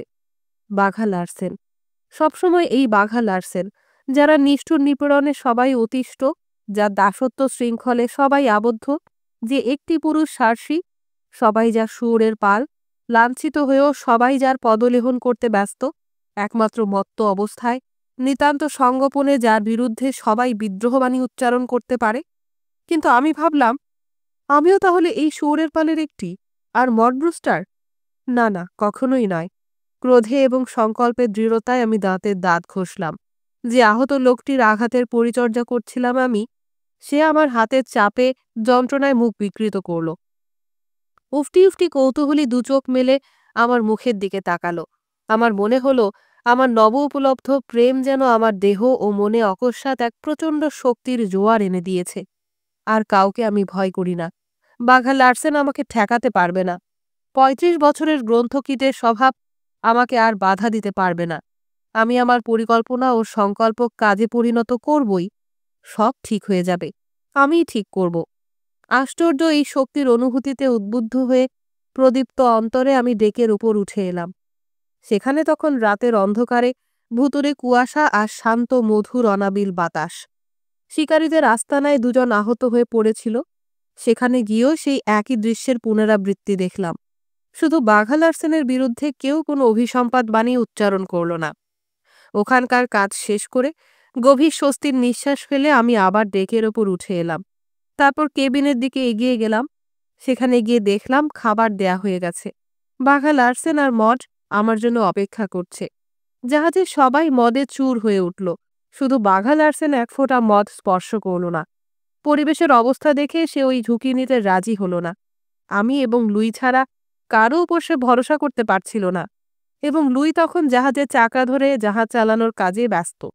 ঘন কুয়াশার মধ্য দিয়ে আমরা এগিয়ে চলেছি।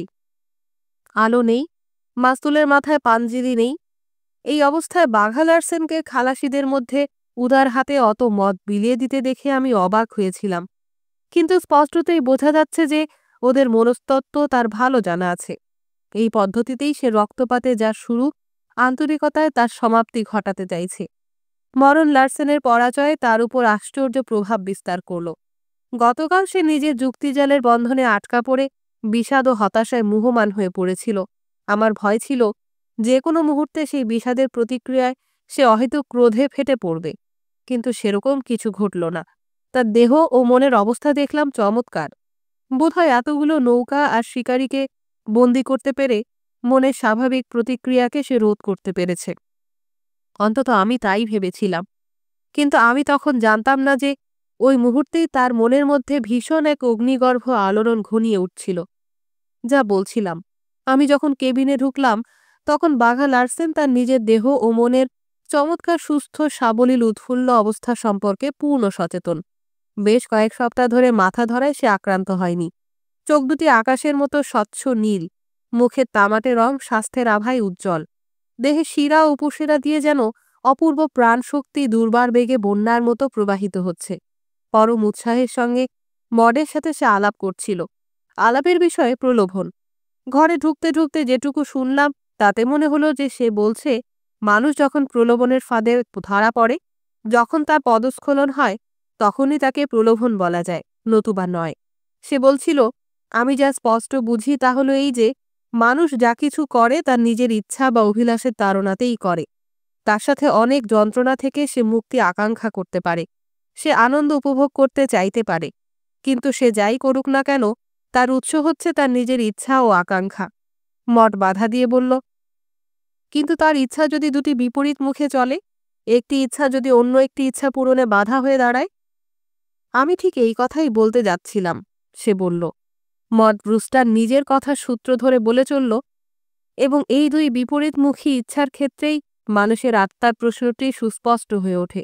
যদি সুআত্মা হয় তবে তা ভালোর প্রতি আকৃষ্ট হয়, ভালো কাজ করতে চায়। যদি কুআত্মা হয় তাহলে তার বিপরীতটি ঘটে, আত্মাই সিদ্ধান্ত গ্রহণ করে। একটা অধৈর্যসূচক শব্দ করে বাঘা লার্সেন বলে উঠল, ঘোড়ার ডিম। সিদ্ধান্ত গ্রহণ করে মানুষের ইচ্ছা আর প্রবৃত্তি। ধরুন, একজন লোক মদ খেয়ে মাতাল হতে চায়, আবার সে মাতাল না হতেও চায়। কি করে সে? কিভাবে সে চলবে? সে একটি পুতুল মাত্র, সে তার প্রকৃতির দাস। দুটি ইচ্ছার মধ্যে যে ইচ্ছাটি প্রবলতম সে তাই পালন করবে। এখানে আত্মার করণীয় কিছুই নেই। যদি প্রকৃতিস্থ ও প্রশান্ত থাকার ইচ্ছা জয়লাভ করে, তবে বুঝতে হবে সেই ইচ্ছার জোর বেশি। এখানে প্রলোভনের কোনো কথা নেই। যদি না, মনে হলো হঠাৎ নতুন কোনো চিন্তাধারা তার মনের মধ্যে ঝলসে উঠল। তাকে অনুসরণ করে সে বলল, যদি না প্রশান্ত থাকার লোভ দ্বারা সে প্রলোভিত হয়। সে হো হো করে হেসে উঠল। মিস্টার ভ্যান উইডেন, তুমি এই সম্পর্কে কি বলো? আমি বললাম, আপনারা দুজনেই অর্থহীন চুলচেরা হিসাব করছেন। মানুষের আত্মাই তার প্রবৃত্তি বা ইচ্ছা, কিংবা বলতে পারেন যে তার প্রবৃত্তি বা ইচ্ছার সমষ্টি হচ্ছে তার আত্মা। আপনারা একটা জায়গায় ভুল করছেন। আপনি প্রবৃত্তিকে আত্মা থেকে আলাদা করে এনে প্রবৃত্তির উপর বেশি জোর দিচ্ছেন, আর মিস ব্রুস্টার আত্মাকে প্রবৃত্তি থেকে আলাদা করে এনে আত্মার উপর বেশি জোর দিচ্ছেন। বস্তুতপক্ষে প্রবৃত্তি ও আত্মা উভয়ই এক জিনিস। তবে মিস ব্রুস্টার একটা বিষয় ঠিক বলেছেন, মানুষ প্রলোভন জয় করুক কিংবা তার কাছে নতি স্বীকার করুক, প্রলোভন প্রলোভনই। বাতাসে ঝাপটা পেয়ে আগুন দাউ দাউ করে জ্বলে ওঠে। প্রবৃত্তি সেই আগুনের মতো। আকাঙ্ক্ষিত বস্তুর দর্শনে, নতুন এবং মনোমুগ্ধকর কোনো বস্তুর বর্ণনা শ্রবণে, কিংবা আকাঙ্ক্ষিত বস্তুর স্বরূপ উপলব্ধিতে বাতাসের মতো প্রবৃত্তির আগুনও দাউ দাউ করে জ্বলে ওঠে। সেখানেই প্রলোভনের মূল নিহিত। বাতাস প্রবৃত্তিকে উস্কে দেয়, যতক্ষণ না প্রবৃত্তির দাবি অপ্রতিরোধ্য হয়ে ওঠে। এই হলো প্রলোভন। হয়তো উস্কানিটা প্রবৃত্তিকে অপ্রতিরোধ্য ও দুর্বোধ্য নাও করে তুলতে পারে, কিন্তু যতদূর উস্কে দেয় ততদূর পর্যন্তই তা প্রলোভন। তবে আপনি যেমন বলেছেন, এই প্রলোভন সুর সপক্ষে হতে পারে, আবার কুর সপক্ষেও হতে পারে। কথা শেষ করে আমি বসলাম। ভেতরে ভেতরে বেশ গর্ববোধ করলাম আমি। আমার উক্তিতে কোনো রকম দ্বিধা বা সন্দেহের রেশ ছিল না, এবং আমার কথায় ওদের এই আলোচনা প্রসঙ্গেরও জবনিকাপাত হল। কিন্তু বাঘা লার্সেনের মুখে যেন আজ আর কথার খই ফুটছে। এত কথা বলতে তাকে এর আগে দেখিনি। মনে হলো সে অন্তরের অবরুদ্ধ শক্তির একটা বহিঃপ্রকাশ খুঁজছে। আগের কথার রেশ শেষ হতে না হতেই সে প্রেমের প্রসঙ্গ উত্থাপন করল। তার আলোচনায় প্রবৃত্ত হলো এবং চিরাচরিত নিয়ম অনুযায়ী সে উপস্থিত করল নিতান্ত বস্তুবাদীর মত, আর মড ব্রুস্টার তুলে ধরল একান্ত আদর্শবাদী দৃষ্টিভঙ্গি। আমি বেশিরভাগ সময় চুপ করে থাকলাম, শুধু মাঝে মাঝে দু একটা ভুল ধরে দিলাম কিংবা কোনো নতুন দৃষ্টিকোণের ইশারা দিলাম। যুক্তিতে, বলবার ভঙ্গিতে, সপ্রতিভতায় বাঘা লার্সেন আর মড উভয়ই যেন জ্বলতে লাগলো। মডের মুখের দিকে তাকিয়ে আমি ক্ষণিকের জন্য ওদের আলোচনার খেই হারিয়ে ফেললাম। সচরাচর সে মুখে রঙের খেলা দেখা যেত না, এখন তা প্রদীপ্ত, রক্তের উচ্ছ্বাসে ঝকঝক করছে। বুদ্ধি ও বাকচাতুর্যে সে ঝলমল করতে লাগলো। এই তর্ক আর আলোচনা সে উপভোগ করছিল, আর বাঘা লার্সেন যে খুবই উপভোগ করছিল তাতে কোনো সন্দেহের অবকাশ নেই। মডের কপালের ওপর তার একগুচ্ছ বাদামি চুল উড়ে এসে পড়েছিল। মুগ্ধ চোখে সেদিকে তাকাতে গিয়ে আমি লক্ষ্য করলাম না হঠাৎ যুক্তিজালের কোন সূত্র অনুসরণ করে বাঘা লার্সেন সুইনবার্ন থেকে আবৃত্তি করতে আরম্ভ করেছে। Blessed am I beyond women even herein, that beyond all born women is my sin and perfect my transgression. Omar খৈয়ামের মধ্যে যেমন সে অন্তহীন নৈরাশ্য আবিষ্কার করেছিল, সুইনবার্নের এই লাইন কটের মধ্যে সে তেমনি বিজয়ের আনন্দ ও উল্লাস আবিষ্কার করল, এবং সে ভুল করেনি। তাছাড়া তার আবৃত্তির ঢংটি ছিল অত্যন্ত সুন্দর। ওর কথা শেষ হতে না হতে সিঁড়ির মুখে লুইকে দেখা গেল। সে নিচু গলায় বলল, স্যার, কুয়াশা কেটে গেছে, আর আমাদের ঠিক সামনের দিকে মনে হচ্ছে একটা জাহাজের আভাস দেখতে পেলাম। বিদ্যুতের মতো বাঘা লার্সেন লাফিয়ে ডেকে উঠে গেল। তারপর শিকারীদের আস্তানার কাছে গিয়ে উপরে উঠে আসবার ঝাঁপ বন্ধ করে দিল। খালাসিদের আস্তানার মুখেও শক্ত করে দরজা টেনে দিল। কুয়াশা সম্পূর্ণ কেটে না গেলেও নিচের দিকে অনেক ফিকে হয়ে এসেছে। উপরের দিকে অবশ্য কুয়াশার পর্দা এখনো বেশ ভারী। আকাশের তারা দৃষ্টির আড়ালে, কখনো সম্পূর্ণ অন্তর্হিত। আমি আমাদের ঠিক সামনেই একটা জাহাজের উজ্জ্বল লাল আলো আর একটা সাদা আলো দেখতে পেলাম। ইঞ্জিনের শব্দও শুনলাম। নিঃসন্দেহে ম্যাসিডোনিয়ার সামনের দিকে এগিয়ে যাচ্ছে। বাঘা লার্সেন আমাদের কাছে এলে পর আমরা নীরবে দাঁড়িয়ে সামনের জাহাজের আলোর দিকে তাকিয়ে থাকলাম। বাঘা লার্সেন বলল, ভাগ্যিস ওরা সার্চ লাইট নিয়ে বেরোয়নি। আমি ফিসফিস করে বললাম, আমি যদি জোরে চেঁচিয়ে উঠি? সে জবাব দিল, তাহলে এখানেই সব শেষ হবে। কিন্তু তোমার কি অবস্থা হবে তা ভেবে দেখেছ? আমি কোনো উত্তর দেবার আগেই সে গরিলার মতো থাবা দিয়ে আমার গলা চেপে ধরে একটু মুচড়ে দেবার ক্ষীণ ইঙ্গিত করল। আমার বুঝতে কিছুমাত্র অসুবিধা বা দেরি হলো না যে সেক্ষেত্রে ও অবলীলাক্রমে শোলার মতো আমার ঘাড় মোটকে আমার ভবলীলা সাঙ্গ করবে। ওই ইঙ্গিতটুকু দিয়েই সে আমার গলার ওপর থেকে হাত সরিয়ে দিল। আবার আমরা ম্যাসিডোনিয়ার অপসৃয়মান আলোর দিকে নিঃশব্দে তাকিয়ে রইলাম। এবার মড প্রশ্ন করল, যদি আমি চেঁচিয়ে উঠি? সে কোমল কণ্ঠে বলল, আপনাকে বড্ড বেশি ভালো লেগে গেছে, তাই আপনার কোনো ক্ষতি করতে পারবো না। ওর কণ্ঠের গাঢ় কোমলতা যেন আমাকে কাঁটার মতো বিঁধল। বাঘা লার্সেন নিজের কথার সূত্র ধরে যোগ করল, তবুও কাজটি আপনি করবেন না, কারণ সেই মুহূর্তে আমি মিস্টার ভ্যান উইডেনের ঘাড় মুচড়ে ভেঙে দেব। আমি উদ্ধত অবজ্ঞার সাথে বললাম, তাহলে আমি আমার দিক থেকে মিস ব্রুস্টারকে চিৎকার করে উঠবার অনুমতি দিচ্ছি।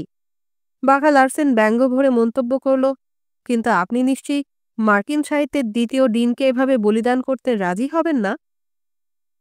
আমরা আর কেউ কোনো কথা বললাম না। ধীরে ধীরে ম্যাসিডোনিয়ার আলো সম্পূর্ণ অদৃশ্য হয়ে যাবার পর সবাই কেবিনে ফিরে এসে আবার খাবার টেবিলে বসলাম। ওরা কবিতা আবৃত্তি শুরু করলো আবার। মটস ডসনের একটি কবিতা আবৃত্তি করল। চমৎকার তার আবৃত্তির ভঙ্গি। আমি মডের দিকে না তাকিয়ে বাঘা লার্সেনের মুখের দিকে তাকিয়ে থাকলাম। সম্মোহিত হয়ে বাঘা লার্সেনের মুগ্ধ দৃষ্টি লক্ষ্য করলাম। সে একেবারে আত্মহারা হয়ে মডের আবৃত্তির সঙ্গে সঙ্গে আপন মনে নীরবে কবিতাটি আওড়াতে লাগল। মডের কণ্ঠে ধ্বনিত হল, "And her eyes should be my light while the sun went out behind me, and the vowels in her voice be the last sound in my ear." এটুকু বলতেই বাঘা লার্সেন অকস্মাৎ বলে উঠল, এবং আপনার কণ্ঠেও রয়েছে সেই সুন্দর সুরেলা ধ্বনি। তার চোখে আবার সেই সোনালি দীপ্তি জ্বলে উঠল। মডের সংযম লক্ষ্য করে আমি ভীষণ খুশি হলাম। কিছুমাত্র বিব্রত ভাব প্রকাশ না করে, একটুও থমকে না গিয়ে সে কবিতার শেষ চরণটি সম্পূর্ণ আবৃত্তি করল। তারপর ধীরে ধীরে আলোচনার ধারাকে অপেক্ষাকৃত কম বিপজ্জনক পথে প্রবাহিত করে দিল। আর এদিকে আমি সারাক্ষণ প্রায় অর্ধ অচেতনভাবে নিশ্চুপ হয়ে বসে রইলাম। যে লোকটিকে আমি ভয় করি এবং যে মেয়েটিকে আমি ভালোবাসি তারা অনর্গল কথা বলে যেতে লাগলো। খাওয়া শেষ হয়ে গেলেও খাবার টেবিল তখনও পরিষ্কার করা হয়নি। মাগরিজের জায়গায় যে কাজ করছিল সে নিশ্চয়ই সামনে খালাসিদের আস্তানায় সঙ্গীদের সাথে হুল্লোড়ে মেতে গেছে। প্রাণ প্রাচুর্যে ও স্ফূর্তিতে বাঘা লার্সেন যেন টকবক করছিল। আমি নিজের ভাবনা ভুলে গিয়ে অবাক হয়ে তাকে লক্ষ্য করলাম। তার তীক্ষ্ণ বুদ্ধি, তার উত্তাল আবেগ, তার প্রাণের উন্মাদনা নিয়ে সে বিদ্রোহের মর্মবাণী উচ্চারণ করছিল। এ প্রসঙ্গে মিল্টনের লুসিফারের উল্লেখ ছিল স্বাভাবিক। বাঘা লার্সেন যেরকম সূক্ষ্মভাবে সে চরিত্রটির বিশ্লেষণ করল, তাতে তার অবরুদ্ধ প্রতিভার পরিচয় সুস্পষ্ট হয়ে উঠল। ওর কথা শুনে আমার প্রতিভাধর চিন্তাবিদ টেইনের কথা মনে পড়ল। কিন্তু আমি জানি যে বাঘা লার্সেন কোনোদিন টেইনের লেখা পড়েনি। বাঘা লার্সেন বলছিল সে জানত যে তা জিতবার আশা নেই, তবু ঈশ্বরের উদ্যত বজ্রকে সে ভয় পায়নি। নরকের গহ্বরে নিক্ষিপ্ত হবার পরও সে নতি স্বীকার করেনি। ঈশ্বরের দেবদূতদের 1/3 সে নিজের দলে টেনে নিল, তাদের নেতৃত্ব দান করল, আর গোড়া থেকেই মানুষকে ঈশ্বরের বিরুদ্ধে বিদ্রোহ করতে প্ররোচিত করল সার্থকতার সঙ্গে। শুধু তাই নয়, তার নিজের এবং নরকের সপক্ষে মানুষের ভবিষ্যৎ পুরুষের বেশিরভাগকে সে টেনে নিয়ে গেল অত্যন্ত সহজে। কেন স্বর্গ থেকে সে বিতাড়িত হল? ঈশ্বরের চাইতে কম সাহসী ছিল বলে? কম অহংকারী বলে? কম উচ্চাভিলাষী বলে? না, 1000বার না। অবশ্যই ঈশ্বরের শক্তি ছিল বেশি, বজ্র তাকে সে শক্তি দিয়েছিল, কিন্তু লুসিফার ছিল মুক্ত আত্মা। অন্যের অধীনতায় তার শ্বাস রুদ্ধ হয়ে আসত। দাসত্ব বন্ধন অবস্থায় পরম আরামের চাইতে স্বাধীন অবস্থায় শত দুঃখ ভোগও তার কাছে ছিল বহুগুণে কাম্য। ঈশ্বরের বশ্যতা স্বীকার করে তার সেবাতে জীবন কাটাতে ও কিছুতেই রাজি হতে পারেনি। কোনো কিছুর অধীনতা স্বীকার করতেই সে পারেনি। সে খেলার পুতুল ছিল না। তার আত্মবিশ্বাস ও নিজের শক্তিতে আস্থা ছিল গগনচুম্বী। সে ছিল ব্যক্তিবাদের শ্রেষ্ঠ প্রতিভু। মড আসন ছেড়ে উঠে পড়ে নিজের ঘরের দিকে যাবার উদ্যোগ করতে করতে সহাস্যে বলল, সে ছিল বিশ্বের প্রথম নৈরাজ্যবাদী। তাহলে নৈরাজ্যবাদী হওয়াটা খুব ভালো জিনিস, বলল বাঘা লার্সেন। সেও উঠে পড়ল, মডের মুখোমুখি দাঁড়িয়ে আবৃত্তি করল, Here at least we shall be free. The Almighty hath not built here for his envy, will not drive us hence. Here we may reign secure, and in my choice to reign in earth ambition, through in hell, better to reign in hell than serve in heaven. এ হলো চরম বিদ্রোহীর উদাত্ত উদ্ধত আহ্বান। কেবিনটা ওর গলার স্বরে গমগম করতে লাগলো। ওর মুখ যেন জ্বলছে, মাথা উঁচু, শরীরটা একটু একটু করে দুলছে, চোখ দুটি পৌরুষের দীপ্তিতে উজ্জ্বল। আশ্চর্য সোনালি বর্ণ, কোমল উষ্ণ গাঢ় সে চোখের দৃষ্টি বারবার দরজার কাছে দাঁড়িয়ে থাকা মডের ওপর লুটিয়ে পড়ছে। আবার আমি মডের চোখে সেই সংশয়হীন অনামা আতঙ্কের ছায়া ঘনিয়ে আসতে দেখলাম। সে প্রায় ফিসফিস করে বলল, আপনি লুসিফার। বলেই সে নিজের ঘরে ঢুকে দরজা বন্ধ করে দিল। বাঘা লার্সেন প্রায় 1 মিনিট কাল স্থির হয়ে নিষ্পলক চোখে সেদিকে তাকিয়ে থাকল। তারপর আত্মসংবরণ করে আমার দিকে ফিরে বলল, আমি এখন হুইল ধরছি আর লুইকে ছেড়ে দিচ্ছি। ঠিক দুপুর রাতে তোমাকে ডেকে দেব। তুমি বরং শুয়ে পড়ো, গিয়ে একটু ঘুমিয়ে নাও। হাতে দস্তানা পরে মাথায় টুপি জড়িয়ে সে সিঁড়ি বেয়ে উপরে উঠে গেল, আর তার পরামর্শ মতো শয্যায় আশ্রয় নিলাম। কোনো অজ্ঞাত কারণে কিসের রহস্যময় ইঙ্গিতে আমি কাপড় জামা না খুলে ধরা চূড়া পরা অবস্থাতেই বিছানায় শুয়ে পড়লাম। পাশের শিকারীদের আস্তানা থেকে ভেসে আসা মত্ত কোলাহলের শব্দ শুনলাম খানিকক্ষণ। অকস্মাৎ যে প্রেম আমার সমগ্র জীবনকে উদ্ভাসিত করে দিয়েছে, কিছুক্ষণ মুগ্ধ বিস্ময়ে তার কথা ভাবলাম।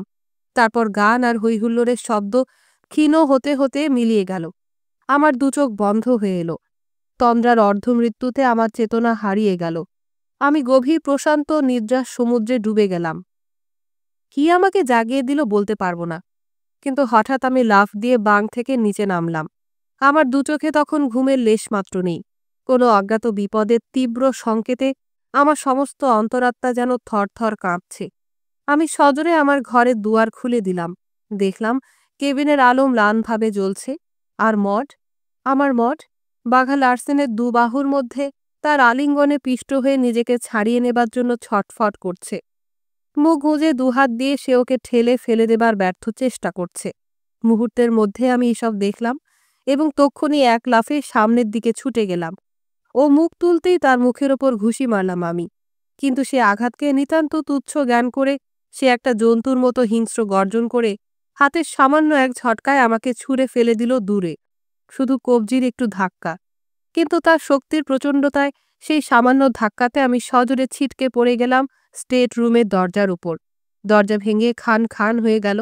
আমি কোনো রকমে টলতে টলতে উঠে দাঁড়ালাম। আঘাত বা ব্যথা বেদনা সম্পর্কে আমার কোনো জ্ঞান ছিল না। শুধু একটা অদম্য দুর্জয় ক্রোধ ছাড়া আর কোনো অনুভূতি সম্পর্কে আমি সচেতন ছিলাম না। বোধহয় আমিও নিজের অজান্তে চিৎকার করে উঠেছিলাম। তারপরই কোমরের কাছ থেকে ছুরি টান দিয়ে নিয়ে আমি দ্বিতীয়বার তার দিকে এগিয়ে গেলাম। কিন্তু ইতোমধ্যে কিছু একটা ঘটে গেছে। দেখলাম ওরা দুজন টলতে টলতে বিচ্ছিন্ন হয়ে যাচ্ছে। আমি তখন ওর কাছে এসে পড়েছি, আমার উত্থিত হাতে উদ্যত ছুরি। কিন্তু আমি ছুরির আঘাত করলাম না। ব্যাপারটা আমার কাছে অদ্ভুত এবং বিভ্রান্তিকর বলে মনে হলো। মড এক হাতে দেয়াল ধরে তার গায়ে হেলান দিয়ে দাঁড়িয়ে আছে। বাঘা লার্সেন টলছে। বাঁ হাত দিয়ে সে নিজের কপাল টিপে ধরেছে, দু চোখ ঢেকে ফেলেছে। ডান হাত দিয়ে অন্ধের মতো সে পথ হাতড়াচ্ছে। দেয়ালে হাত ঠেকতেই তার সমস্ত শরীর ও মাংসপেশি যেন আশ্চর্য এক স্বস্তিতে শিথিল হয়ে এলো, যেন সে অথই সমুদ্রের তল পেল এবং সেই সাথে সাথে হেলান দেবার একটা জায়গা খুঁজে পেল। কিন্তু তখনই আবার ক্রোধে আমি সম্বিতহারা হয়ে গেলাম। অতীতের সমস্ত লাঞ্ছনা ও অপমান আশ্চর্য ঔজ্জ্বল্যে আমার চোখের সামনে ঝলসে উঠল। আমি এবং আর সবাই ওর হাতে যত নিপীড়ন সহ্য করেছে সব আমার মনে পড়ল।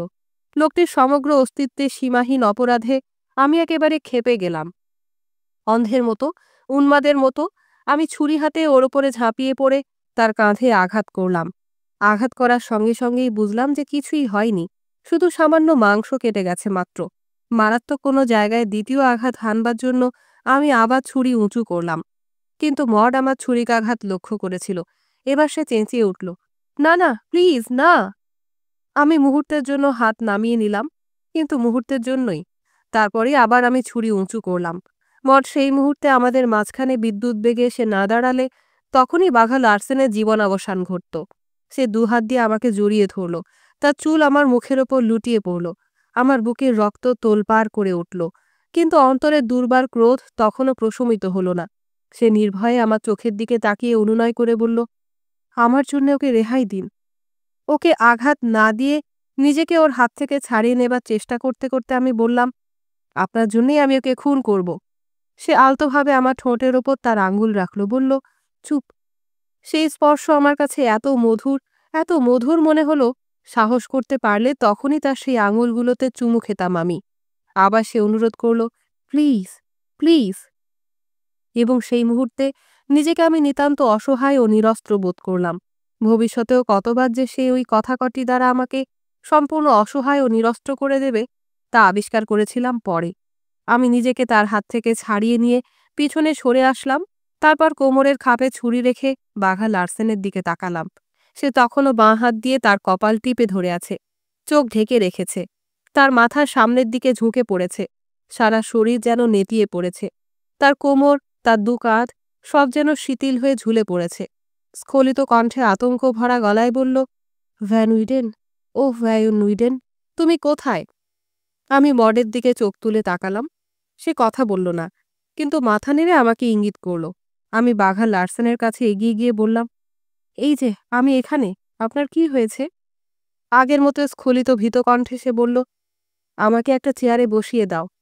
আমি হাত ধরে তাকে বসিয়ে দিতেই সে বিড়বিড় করে বলে উঠল, আমি অত্যন্ত অসুস্থ বুদ্ধু, অত্যন্ত অসুস্থ।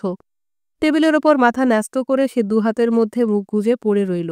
শুধু থেকে থেকে যেন যন্ত্রণা অসহ্য হয়ে উঠলে সে তার মাথাটা এপাশ ওপাশ করতে লাগল। একবার নিজের মাথা সামান্য একটু ওঠাতেই আমি দেখলাম যে তার কপালে বড় বড় শ্বেতবিন্দু ফুটে উঠেছে। মাথা চুলের গোড়া পর্যন্ত ঘামে ভিজে চিকচিক করছে। আবার সে অস্ফুট কণ্ঠে বলল, আমি অসুস্থ, অত্যন্ত অসুস্থ। তার কাঁধে হাত রেখে আমি জিজ্ঞেস করলাম, কি হয়েছে আপনার? আমি কিছু করতে পারি কি? বিরক্তির ভঙ্গি করে সে কাঁধের ওপর থেকে আমার হাত ঝেড়ে ফেলে দিল। আমি বেশ কিছুক্ষণ নীরবে তার পাশে দাঁড়িয়ে রইলাম। মডও চুপ করে দাঁড়িয়ে থাকল। সেও ভয় পেয়েছে। ওর যে কি হলো আমরা কিছুই বুঝতে পারলাম না। অনেকক্ষণ পর সে বলল, বুদ্ধু, আমাকে একটু ধরে আমার বাঙ্কে পৌঁছে দাও। একটু পরেই আমি সুস্থ হয়ে উঠব। আমার মনে হয় ওই রাক্ষসে মাথা ব্যথা ছাড়া এ আর কিছু নয়। আমার আগেই আশঙ্কা হয়েছিল। আমি ভেবেছিলাম, না না, কি যে বলছি তার মাথা মুন্ডু নেই। আচ্ছা, এসো আমাকে একটু ধরে বাঙ্কের কাছে নিয়ে যাও। কিন্তু ওকে বাঙ্কের কাছে পৌঁছে দেবার পর আবার সে দুহাতের মধ্যে মাথা গুজে চোখ ঢেকে নিশ্চল হয়ে পড়ে রইল। বেরিয়ে আসবার সময় শুনলাম আপন মনে ও বিড়বিড় করে বলছে, আমি অসুস্থ, অত্যন্ত অসুস্থ। মরের কাছে ফিরে আসতেই সে জিজ্ঞাসু নেত্রে আমার দিকে তাকালো। আমি মাথা নাড়লাম। ওর কিছু একটা হয়েছে, কি বলতে পারছি না, তবে নিজেকে অত্যন্ত অসহায় বোধ করছে এবং জীবনে বোধহয় এই প্রথম একটু ভয় পেয়েছে। আমি ছুরি দিয়ে ওকে আঘাত করার পূর্বেই ব্যাপারটা ঘটেছে, কারণ আঘাতটা কিছুই নয়, অত্যন্ত সামান্য। আপনি নিশ্চয়ই লক্ষ্য করেছেন কি হয়েছে? সে মাথা নাড়ল, বলল, আমি কিছুই দেখিনি। সমস্ত ব্যাপারটা আমার কাছে প্রহেলিকার মতো মনে হচ্ছে। হঠাৎ সে আমাকে ছেড়ে দিয়ে টলতে আরম্ভ করল, হুমড়ি খেয়ে পড়ে যাওয়ার উপক্রম করল। এখন কি করব আমরা? আমি কি করব? আমি বললাম, আমি ফিরে না আসা পর্যন্ত এখানেই অপেক্ষা করুন। বলেই আমি ডেকের ওপরে উঠে গেলাম। লুই তখনও জাহাজের চাকা ধরে আছে। চাকাটা ওর হাত থেকে নিজের হাতে নিয়ে আমি বললাম, যাও, তুমি এবার শুয়ে পড়ো গিয়ে। সঙ্গে সঙ্গে সে আমার নির্দেশ পালনের জন্য প্রস্থান করল।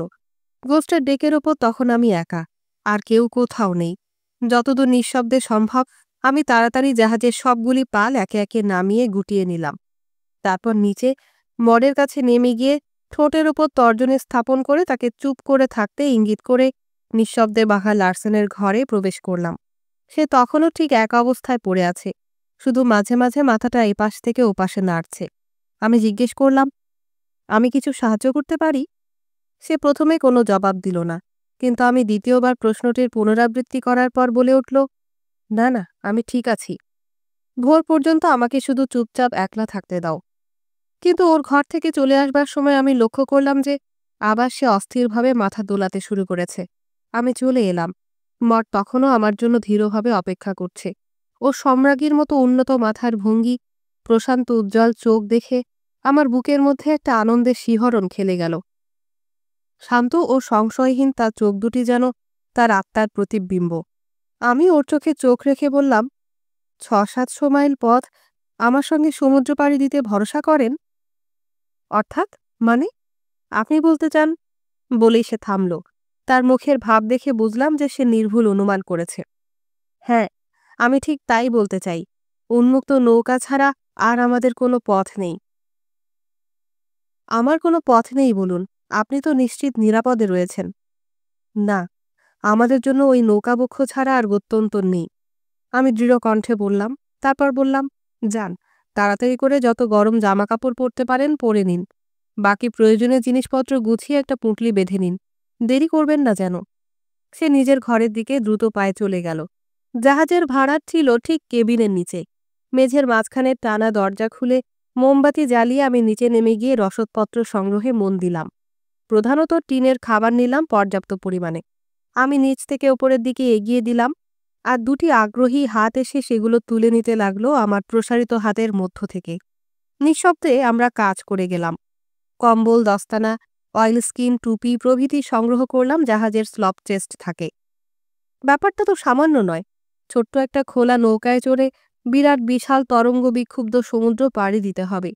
ঠান্ডা আর ভেজার বিরুদ্ধে যথাসম্ভব সতর্কতা অবলম্বন করার চেষ্টা করলাম আমরা।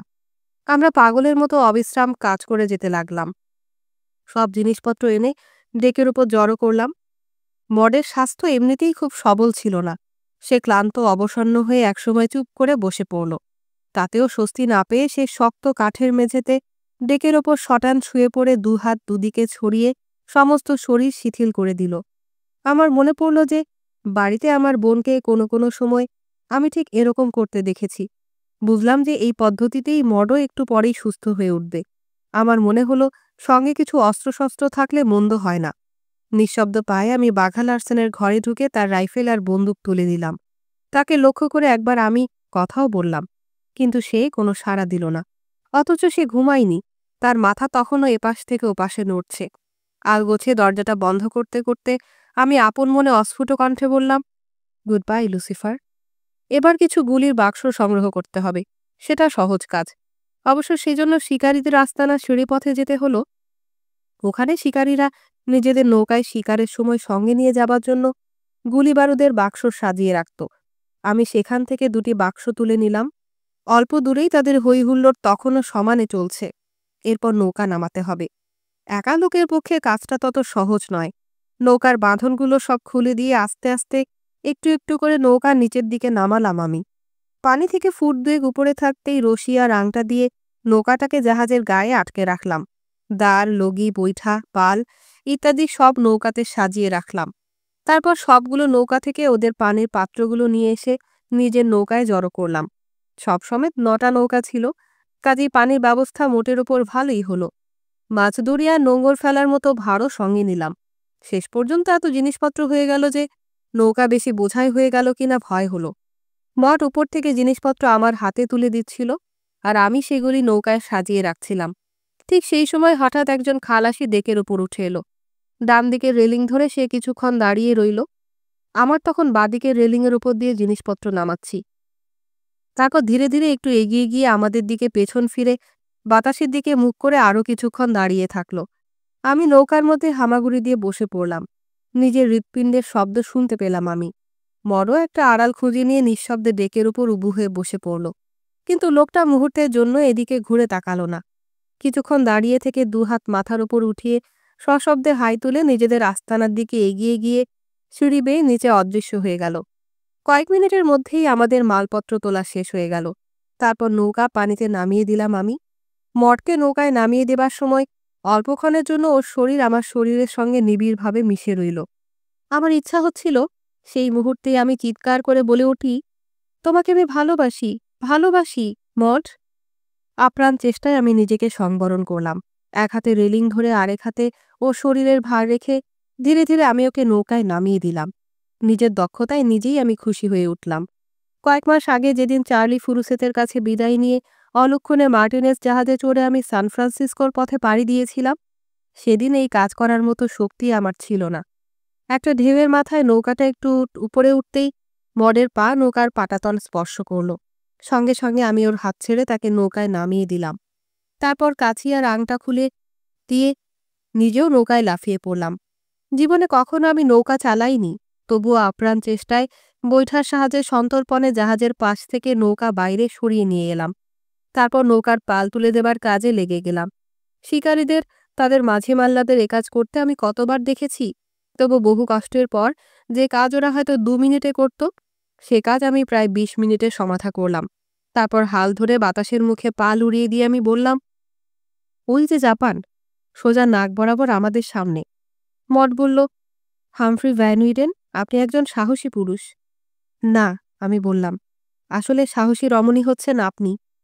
একই অনুভূতিতে উদ্বুদ্ধ হয়ে আমরা উভয়ই একসঙ্গে গোস্টের দিকে শেষবারের মতো দৃষ্টিপাত করলাম। ঢেউয়ের দোলায় সে দুলছে। অন্ধকারে তার ছায়া কেমন অদ্ভুত দেখালো। তারপর আর তাকে দেখতে পেলাম না। অন্ধকার সমুদ্রের বুকে আমরা তখন একা।